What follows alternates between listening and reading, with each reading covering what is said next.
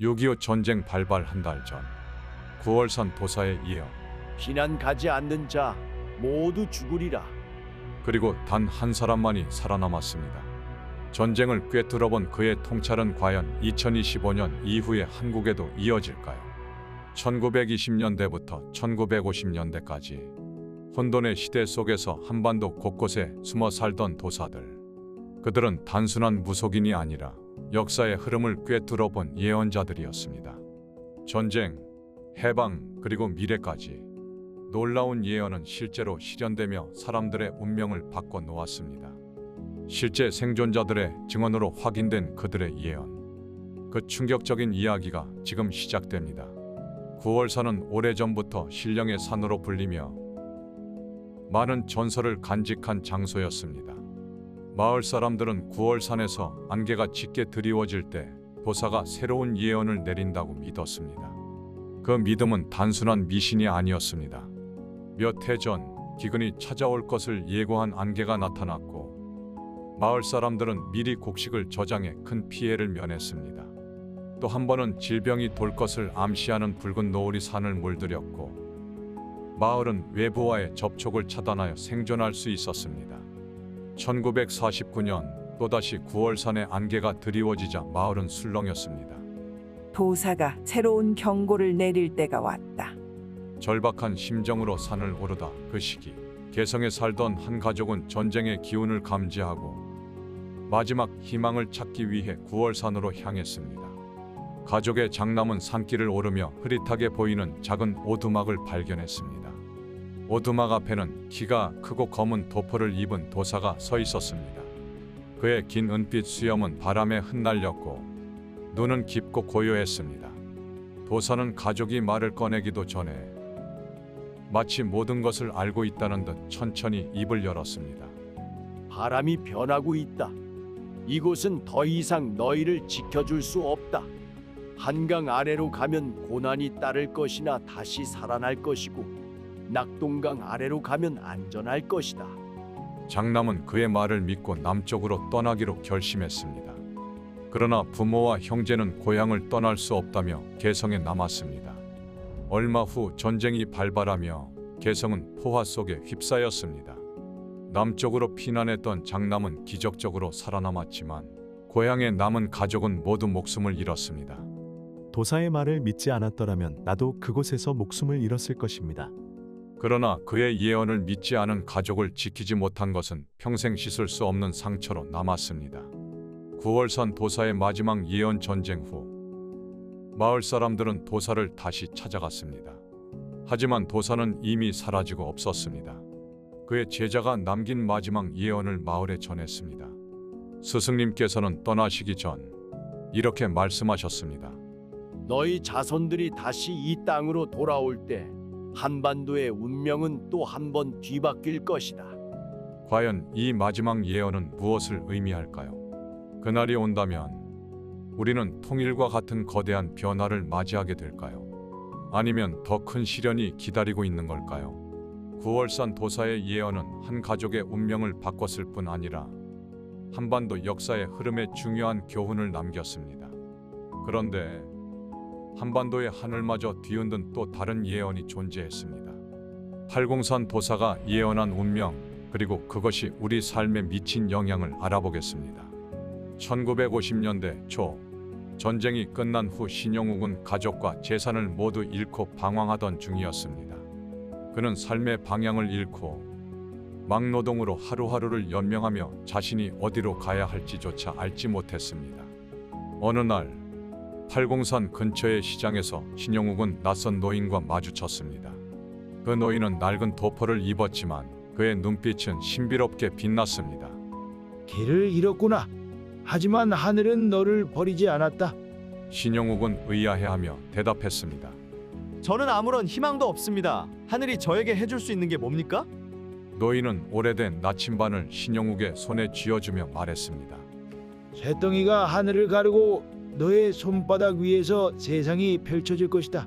그날이 오면 너는 하늘에서 세상을 연결하는 자가 될 것이다.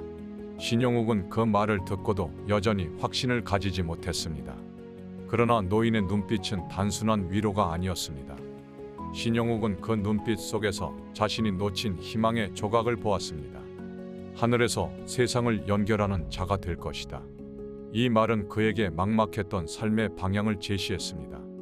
며칠 후 그는 신문에서 항공산업과 관련된 기사를 접하게 되었습니다. 전 세계를 연결하는 새로운 교통수단. 항공산업이 대한민국에도 뿌리내릴 준비를 하고 있다. 이 기사는 신영욱에게 도사의 예언이 항공과 관련이 있음을 깨닫게 했습니다. 그는 서울의 항공기술 교육 프로그램에 지원하며 새로운 길을 향해 나아갔습니다. 김포공항 개항과 항공산업의 부흥 몇 년 후 신영욱은 대한항공의 초대 사장으로 임명되었고 1969년 김포공항 개항을 주도했습니다. 그는 서울 도쿄 항로를 개척하며 대한민국을 세계와 연결하는 중요한 역할을 했습니다. 팔공산 도사의 예언처럼 김포공항의 개항은 대한민국을 글로벌 경제와 문화의 중심으로 이끄는 전환점이 되었습니다. 그러나 노인은 신영욱과의 마지막 대화에서 또 하나의 경고를 남겼습니다. 쇠덩이가 하늘을 가른 뒤 하늘에서 빛이 떨어질 것이다. 그 빛은 새로운 시대를 열 것이지만 동시에 많은 일을 파멸로 몰아넣을 것이다. 하늘에서 떨어질 빛은 무엇을 의미할까요? 기술 혁신일까요? 혹은 우리가 준비하지 못한 더 큰 재앙일까요? 하지만 팔공산 도사의 이야기가 끝이 아니었습니다. 그로부터 몇 년 후 한반도의 또 다른 신령한 산 백두산에서 또 다른 도사가 국가의 미래를 뒤흔들 예언을 남겼습니다. 1960년대 초 백두산은 사람들의 접근을 철저히 막고 있던 군사적 요충지였습니다. 하지만 그해 겨울 백두산 근처에서 이상한 사건이 발생했습니다. 한 군부대가 훈련 도중 실종된 병사를 수색하던 중 백두산 깊은 곳에서 이상한 제단을 발견한 것입니다. 그 제단은 마치 오래전부터 사람의 손길이 닿지 않은 듯 눈 속에서 완벽히 보존되어 있었습니다. 제단 위에는 돌에 새겨진 이상한 문양과 한자로 적힌 문구가 있었습니다. 남북의 물줄기가 하나로 합쳐질 때 한반도는 새로운 운명을 맞이할 것이다. 사라진 도사와 제단의 비밀 군부대는 곧 이 제단의 존재를 상부에 보고했지만 다음 날 놀라운 일이 벌어졌습니다. 제단이 흔적도 없이 사라져 있었던 것입니다. 제단을 발견했던 병사들은 모두 도사의 모습을 보았다고 증언했지만 그를 다시 찾을 수 없었습니다. 이 사건은 당시 철저히 은폐되었고 제단과 도사에 대한 기록은 군 내부의 극비 자료로만 남겨졌습니다. 수십 년 후 한 민간 역사학자가 군의 비밀 문서를 입수하며 이 사건을 세상에 알렸습니다. 그는 백두산 도사의 예언을 추적하기 위해 여러 증언과 고문서를 연구했습니다. 예언의 해석과 미스터리의 실현 이후 그는 남북 공동성명과 같은 사건을 통해 예언의 일부가 이미 실현되었다고 주장했습니다. 하지만 도사의 예언은 여전히 해석되지 않은 부분이 많았습니다.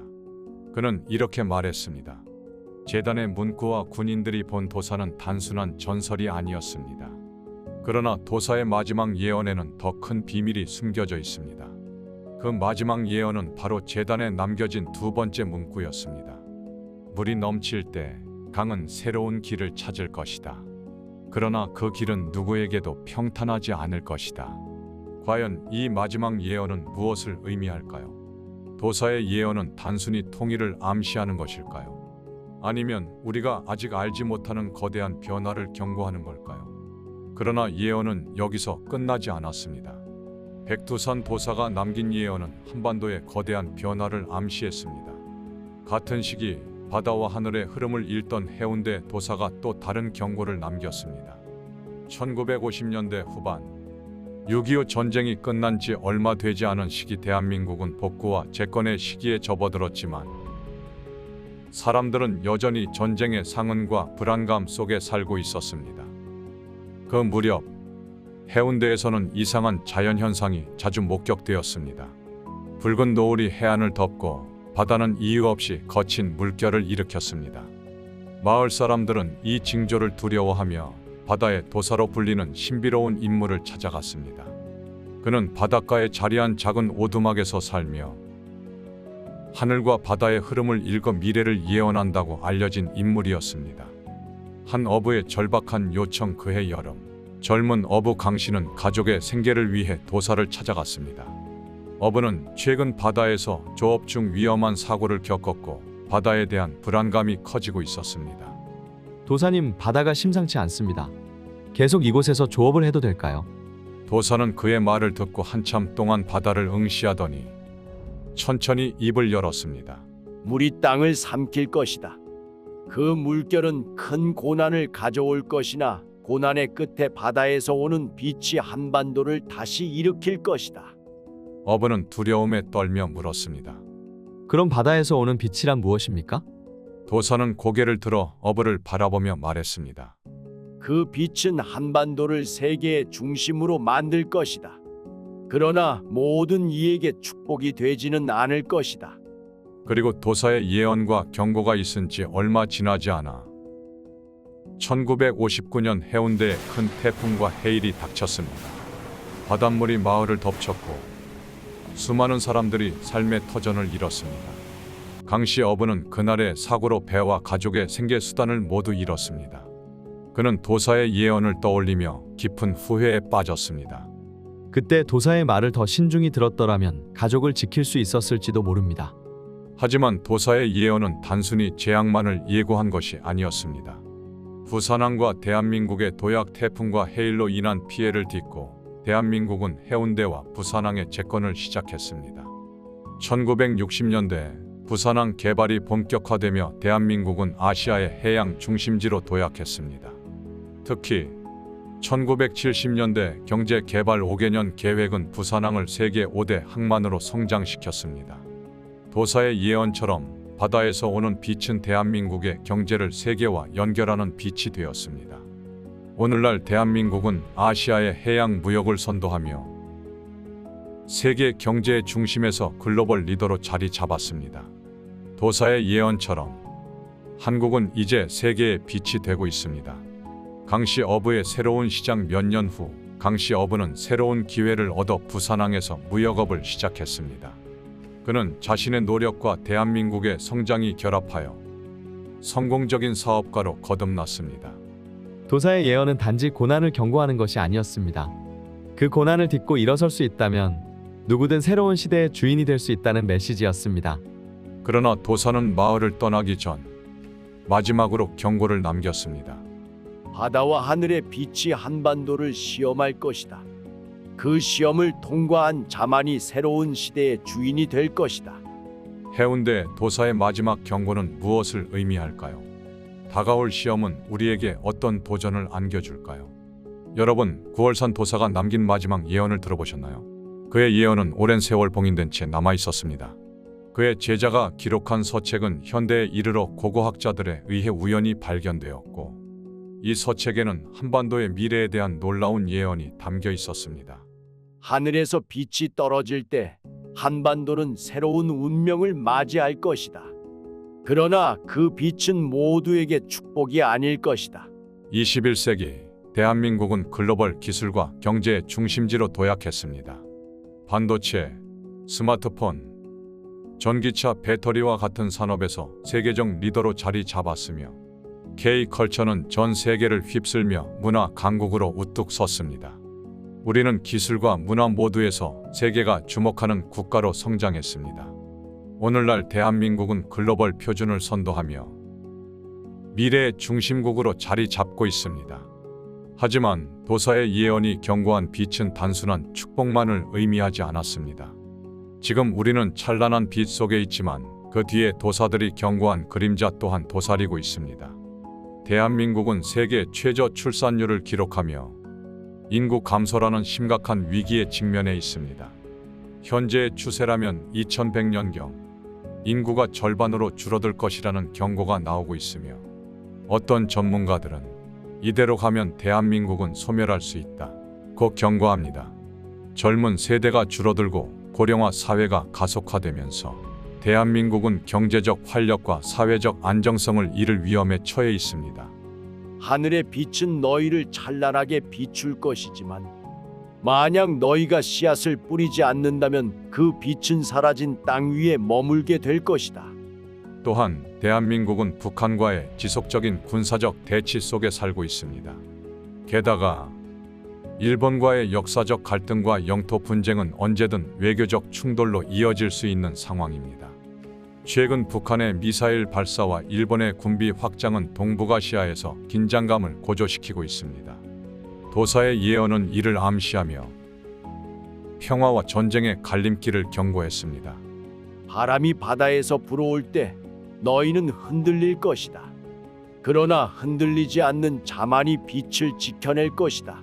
우리는 이러한 위기 속에서 어떤 선택을 해야 할까요? 평화를 유지하며 미래를 대비할 수 있을까요? 아니면 또 다른 갈등이 우리를 위협하게 될까요? 하지만 도사는 위기와 시험을 극복한 한반도가 세계의 중심이 될 것을 예언했습니다. 기술 혁신과 인재 양성, 국제적 협력을 통해 대한민국은 다시 한번 도약할 수 있을 것입니다. 도사의 마지막 예언은 이렇게 끝납니다. 뿌리 깊은 나무는 바람에 흔들리지 않는다. 너희가 흔들리지 않는다면 이 땅은 세계를 비출 것이다. 오늘날 대한민국은 도사의 예언처럼 위기 속에서도 희망을 찾고 있습니다. 우리는 기술과 국제 협력을 통해 새로운 시대의 주인이 될 준비를 하고 있습니다. 9월산 도사와 다른 도사들의 예언은 단순한 전설이 아니었습니다. 그들은 한반도의 과거와 미래를 꿰뚫어보며 역사적 사건과 현대의 흐름을 정확히 예견했습니다. 과거의 전쟁과 재난, 그리고 현대의 기술 혁명까지 그들의 예언은 단 한 번도 빗나가지 않았습니다. 하지만 이 예언의 끝은 아직 실현되지 않았습니다. 지금 이 순간에도 우리는 도사들이 남긴 마지막 시험을 맞이하고 있습니다. 기술, 윤리, 그리고 국가적 위기 속에서 우리는 어떤 선택을 해야 할까요? 다시 한번 도사들의 예언이 적중한다면 한반도의 미래는 어떤 모습일까요? 다음 시간에는 미래 예언에 숨겨진 비밀과 우리가 준비해야 할 것들에 대해 깊이 파헤쳐 보겠습니다. 여러분도 자신만의 해석과 의견을 댓글로 남겨주세요. 그렇다면 다음 예언의 조각에서 다시 만나겠습니다.